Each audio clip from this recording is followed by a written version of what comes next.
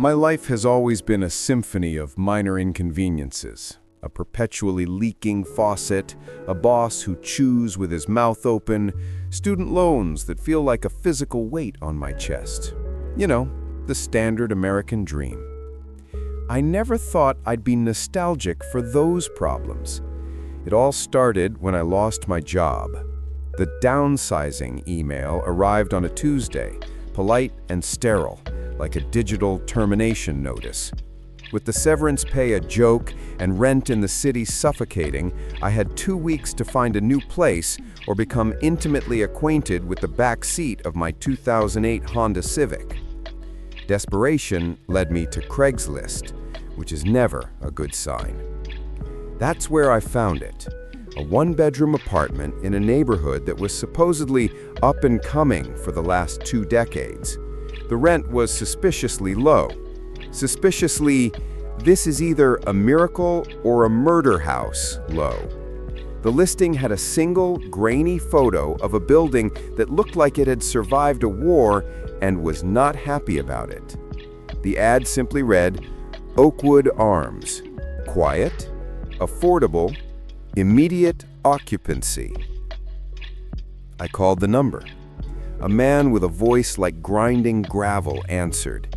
He gave his name as Mr. Abernathy and agreed to meet me in an hour.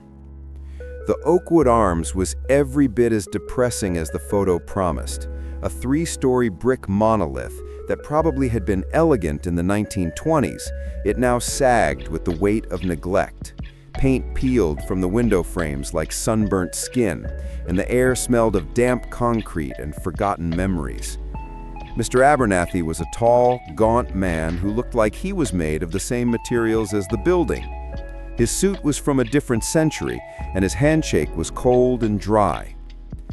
First month, last month, and a security deposit, he rasped, not making eye contact. He held out a key. No pets, no parties, no complaints. That's it? I asked, stunned. No application? No credit check? He finally looked at me, and his eyes were the flat, lifeless gray of a dead fish. The previous tenant left abruptly. We require a tenant who understands the importance of quiet. At that moment, my phone buzzed. Another rejection email from a job application. The back seat of my Honda seemed to shrink in my imagination. I'll take it, I said, grabbing the key. The apartment was on the top floor at the end of a long, dimly lit hallway. It was furnished with items that had been stylish around the time of the Korean War. But it was clean, and it was space, and it was mine, or so I thought. The first night was uneventful. I ate a cold pizza on the lumpy sofa and fell asleep to the sound of sirens in the distance. The second night, I heard the scratching. It was a soft, persistent sound, like a mouse trying to gnaw its way through the wall behind my bed. I thumped the wall. It stopped. For about 10 minutes. Then it started again, slightly louder. This went on for hours until I finally fell into a fitful sleep, my head buried under a pillow. The next morning, I investigated. The wall was perfectly solid, no holes, no cracks. I wrote it off as city noises and went about my day, which consisted mostly of sending out more resumes and feeling sorry for myself. That evening, the scratching returned, but this time it was accompanied by something else, a low, rhythmic sound, like breathing. Not my own. It was slower, deeper, coming from the other side of the wall. A cold dread, entirely different from the warm anxiety of unemployment, began to pool in my stomach. I pressed my ear to the wall. The breathing was unmistakable. And then, a voice. It wasn't a whisper, and it wasn't a shout. It was a dry, raspy croak, as if the speaker hadn't used their vocal cords in a long time. I know you're in there.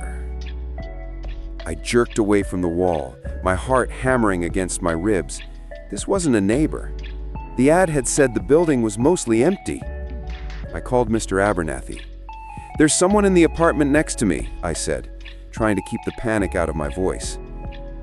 "Apartment 3B is unoccupied," he stated flatly. "It has been for years. You are imagining things. The building settles." Before I could protest, he hung up. Furious and terrified, I marched down to 3B. The door was locked, of course, but I peered through the keyhole.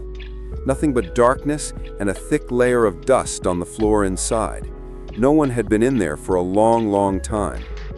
I returned to my apartment, feeling foolish. Maybe Abernathy was right. Maybe the stress was getting to me. But that night, it got worse. The breathing was louder, right next to my ear as I lay in bed. The scratching became a tapping, a deliberate, mocking rhythm. I didn't sleep. I sat on my sofa, wrapped in a blanket, staring at the wall until the sun came up. The next day, while cleaning a layer of grime from the living room window, I found it. Stuck to the bottom corner of the glass, on the outside, was a small, yellowed square of paper, a post-it note. It was weathered and brittle, the adhesive barely holding on. The writing was in a spidery, old-fashioned cursive. My blood ran cold as I read the 3 words written there. Hold your breath. I spent the rest of the day in a fog of pure, unadulterated fear. Hold your breath. What the hell did that mean? A warning? A threat? A piece of insane random graffiti? I couldn't make sense of it. The note felt ancient, but the message felt urgently directed at me.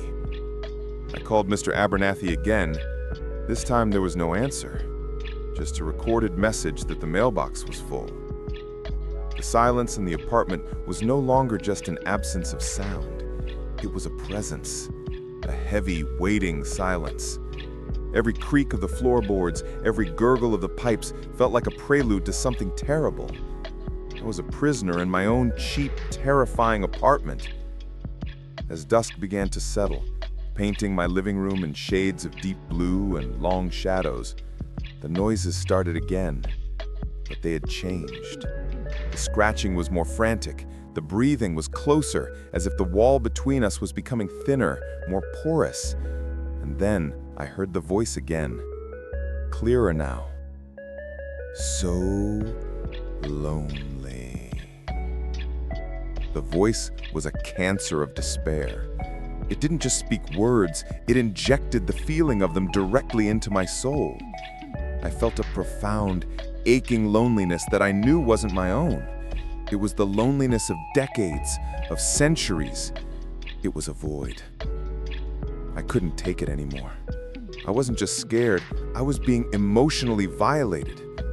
I grabbed the heaviest thing I could find, a cast iron bookend from the shelf, and ran out into the hallway. I wasn't thinking. I was operating on pure animalistic adrenaline. I stood in front of the door to 3B. It was old, the wood scarred and the brass number tarnished almost black. I raised the bookend, ready to smash the lock, but I didn't need to. As my shadow fell across the door, the knob began to jiggle, not violently, but slowly, deliberately. Then with a click that echoed like a gunshot in the silent hall, the door swung inward, just an inch, an invitation.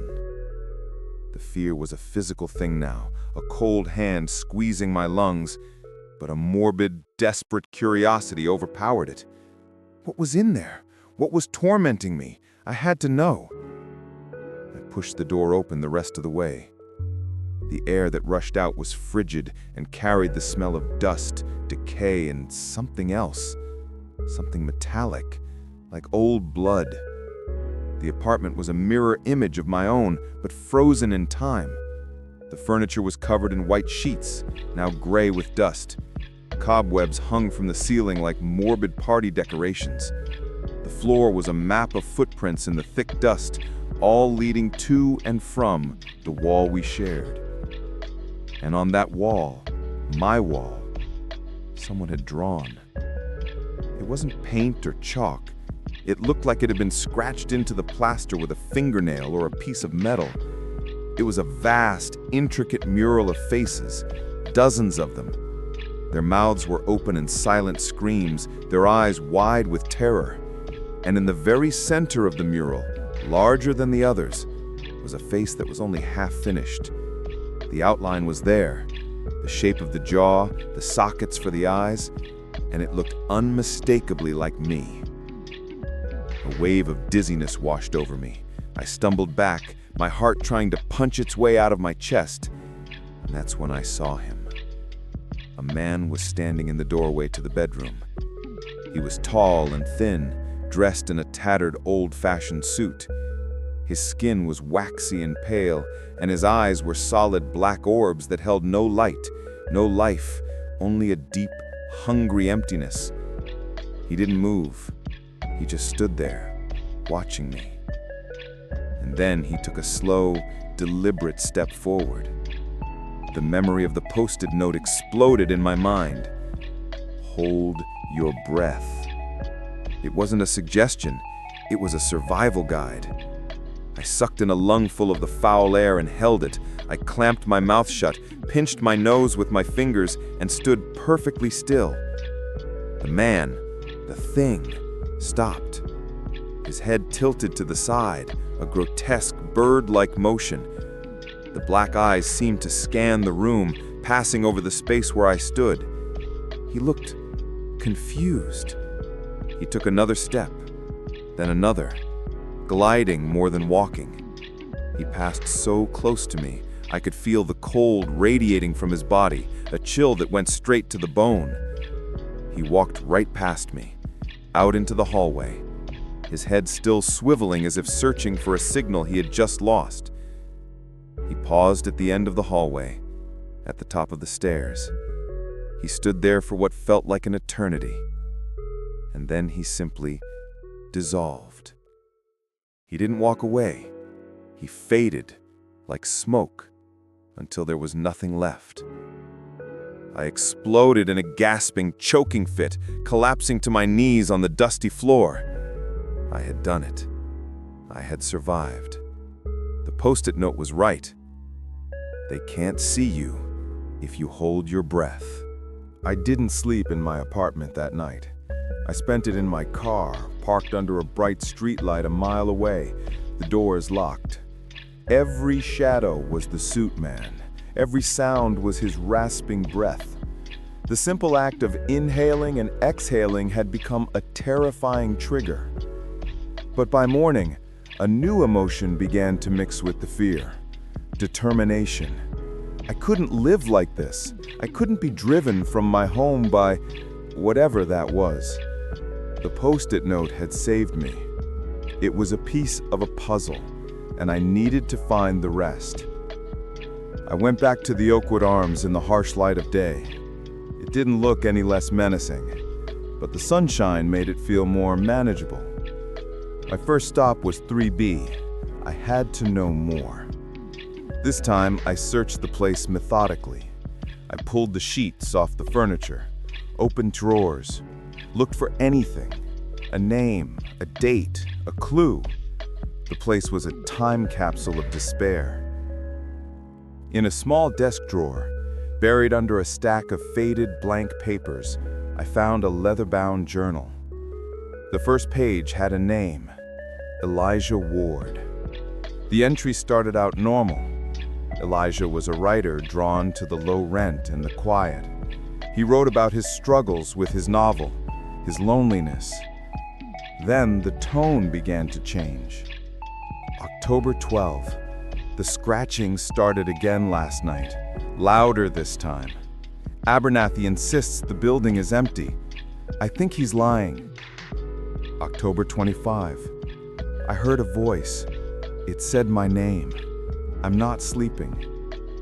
November 3. I found a note on the window. It says, "Hold your breath." What does it mean? Is this a joke? My hands were trembling as I turned the pages. I was reading my own story written in another man's hand. November 15. I saw him, a man in a suit. He was in my room last night. I held my breath just like the note said. He looked right through me. I think it works. November 30. I've been researching. I found old newspaper clippings in the library.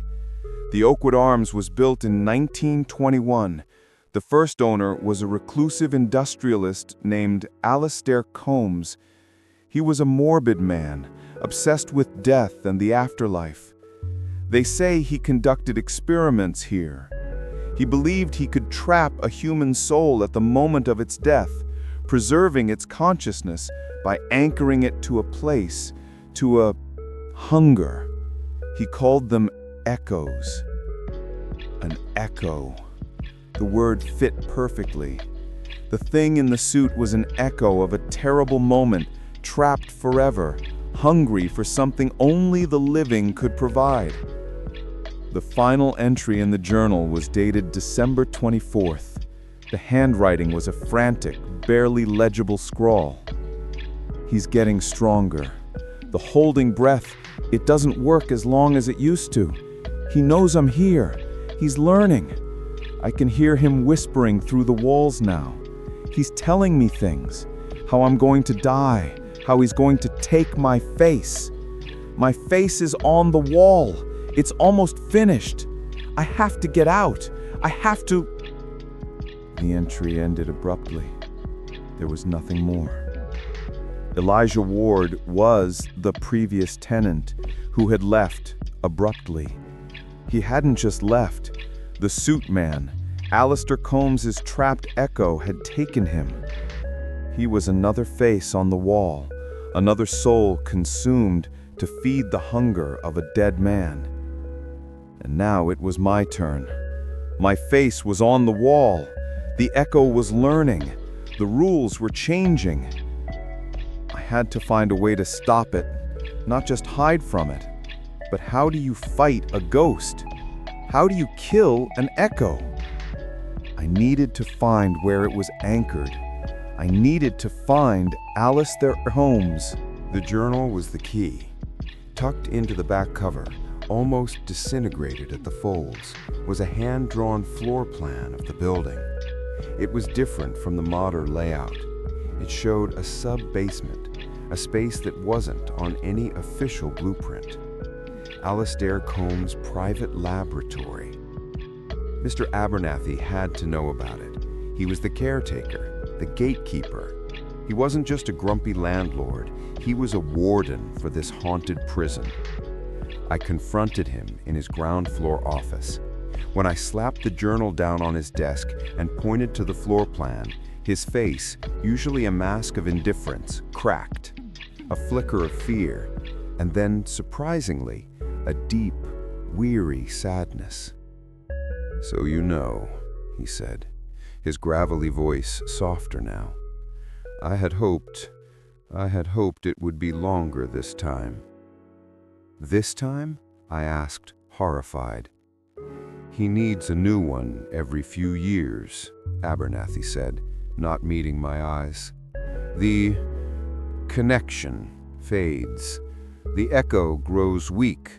It needs a new soul to latch onto, to strengthen the anchor. My family, we've been bound to this place for generations. My great-grandfather was Combs' assistant. He was the first one Combs' spirit consumed when the experiment went wrong. Our curse is to maintain this place, to find new tenants, to feed it." The sheer, monstrous horror of it left me speechless. This wasn't just a haunted building. It was a system, a farm, and we were the livestock. "You're sacrificing people?" I whispered. "It's them or my family," he snapped, finally looking at me. There were tears in his dead fish eyes. "If the anchor fails, the echo is unleashed. It will be free to roam, and it will come for me and my daughter first. We are bound by blood. This is the only way to contain it. Where is the anchor? The sub-basement? Where is it? He refused to tell me. He just shook his head, a broken man trapped in a nightmare of his family's making. I left his office. I didn't need his help. The journal had a clue I'd missed. On the page about Combs' experiments, Elijah had scribbled a single word: furnace. I found it in the actual basement, behind a mountain of discarded furniture and old trunks. A heavy cast iron furnace, a relic from the building's inception. It was cold and silent. Using a crowbar I found nearby, I pried at the bolted panel on the front. With a shriek of protesting metal, it gave way. Inside, nestled amidst the ancient grates and ash, wasn't coal or wood. It was a small metal lockbox. And inside the lockbox, wrapped in faded velvet, was a human skull. The frontal bone was cracked, a violent fracture that had clearly been the cause of death. Alistair Combs. This was his skull. This was the anchor. As I stared into the empty sockets of the man who would become the suit man, I felt a cold presence solidify behind me. I didn't need to turn around. I could feel his hunger, his cold, his infinite loneliness. The air grew frigid. Mine, the raspy voice whispered directly into my ear. I spun around. He was there, closer than he had ever been. The black eyes were fixed on the skull in my hands. He wasn't looking at me, he was looking at his own remains. He reached a pale, waxy hand towards it. I had a choice. I could give it to him. Maybe that would appease him. Or I could destroy it. The post-it note's advice was for hiding, but I was done hiding. As his fingers brushed against the cold bone, I didn't hold my breath. Instead, I took the skull, raised it high above my head, and with a scream of defiance, I hurled it against the iron body of the furnace. The sound was sickening, a dry, final crack. The suit man let out a sound that wasn't human, a high-pitched, silent shriek that I felt rather than heard. He clutched at his head, his form beginning to flicker like a damaged film reel. The cold intensified, and then, just as suddenly, vanished. The pressure in the room popped. The suit man stretched outward, his form dissolving into a million motes of dust that swirled in a frantic vortex for a moment, before settling silently to the floor. He was gone. The anchor was broken. The echo was silenced. I stood in the basement for a long time, breathing in the now warm, dusty air. The oppressive silence was gone, replaced by the normal groaning sounds of an old building. It was over. I packed my things that same day. I didn't see Mr. Abernathy on my way out. I just left the key on his desk. I didn't care about the money. I had my life. I found a new place, a shoebox apartment that cost twice as much, and I've never been more grateful for the sound of my upstairs neighbor's footsteps or the blaring of car horns. Normalcy is a beautiful, beautiful thing. I got a job, too. Nothing glamorous, but it pays the bills. The memory of the Oakwood Arms and the suit man has begun to fade, becoming a bad dream I can almost convince myself never happened. Almost. Last week, I was cleaning my new apartment, trying to make it feel like home. I was unpacking a box of books I'd had in storage when I found it. Tucked inside my old copy of Moby Dick was a single yellowed post-it note. The spidery cursive was unmistakable. It didn't say, "Hold your breath." This time it said, "Thank you." And for the first time since it all began, I didn't feel afraid. I felt a strange, profound sense of peace. I had thought I was freeing myself, but maybe, just maybe, I had freed Elijah Ward and all the others too. Maybe by shattering the anchor, I didn't destroy the echo, but released it. Released them all. I keep the note. It's a reminder that even in the darkest, most haunted places, there can be a thread of hope passed from one victim to the next. A message scrawled in desperation that can eventually lead to salvation. My story is over. But if you ever find an apartment with rent that's too good to be true and a landlord with dead eyes, be careful. And if you find a note on your window, you know what to do. The memories of those nights in the Oakwood Arms still visit me, but they no longer shake me while I'm awake. They're like a distant memory, the way a very intense and vivid dream feels. It stays with you, but the sharp edges of fear have been worn down by time. My new life, with its predictable noises and mundane worries, is a blanket I wrap myself in. I am grateful for every boring, uneventful day. But some things you can't just move on from. You have to move through them. The thank you note I found is framed now. It sits on my desk, a small yellowed square behind glass. People who visit my apartment often ask about it. "What's that?" they say. I usually just smile and tell them, "A reminder from a friend." It's not a lie. Elijah Ward, in his desperate final act of leaving that first note, was a friend I never met. He passed the torch, and I was lucky enough to see it through. For a long time, I thought the story was about a monster and a haunted building. I was wrong. The suit man, Alistair Combs, was just a symptom. The real haunting was the system, the cycle of fear that Mr. Abernathy and his family perpetuated. They were so terrified of their own curse that they became a crucial part of it. They fed the monster to keep it at bay, and in doing so, they became monsters themselves. I thought about trying to expose them, to go to the police or a newspaper, but what would I say? I broke a ghost's skull in a basement, and now I'm upset with the landlord. The world isn't built for truths like that. Some horrors exist in the silent spaces, in the agreements we make to look the other way. So I found a different way to fight this cycle. I started writing. Not just any writing, but guides. I used the skills I honed sending out 1,000,000 resumes to create resources for people facing eviction, for people feeling trapped by debt and dead-end jobs. I run a small, anonymous blog now. I don't write about ghosts. I write about the real-world monsters, the suffocating weight of financial despair, the feeling of being invisible in a system designed to grind you down, the landlord who holds your future in his hands and doesn't care.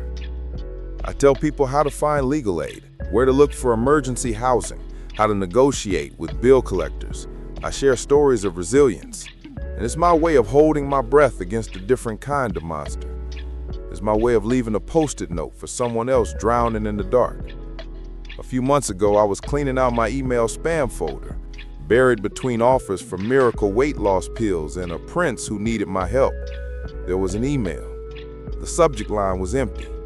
The sender's address was a jumble of random letters. The body of the email contained only a single line, written in that same faint, spidery cursive I knew all too well. "The silence is beautiful." I felt a chill, but it wasn't the same soul-crushing cold of the Oakwood Arms. It was a chill of acknowledgement, of closure. I like to believe it was Elijah, or perhaps it was one of the other faces from that wall, finally at peace. The message wasn't a threat, it was a confirmation. I hadn't just saved myself, I had turned a place of consumption into a place of silence. So what's the lesson in all this? What's the motivation you can take from my story? It's this: your fear can be a map or a cage. For Mr. Abernathy, fear was a cage. It made him a slave, forcing him to do horrible things to maintain his fragile safety. For me, And for Elijah before me, fear became a map. His note, "Hold your breath," was an instruction born of pure terror, but it pointed the way forward. It was a piece of the map. My fear of being the next face on the wall forced me to find the anchor and break it. We all have our Oakwood arms. We all have our suit man. It might be debt, a toxic job, a bad relationship, or a mental health struggle.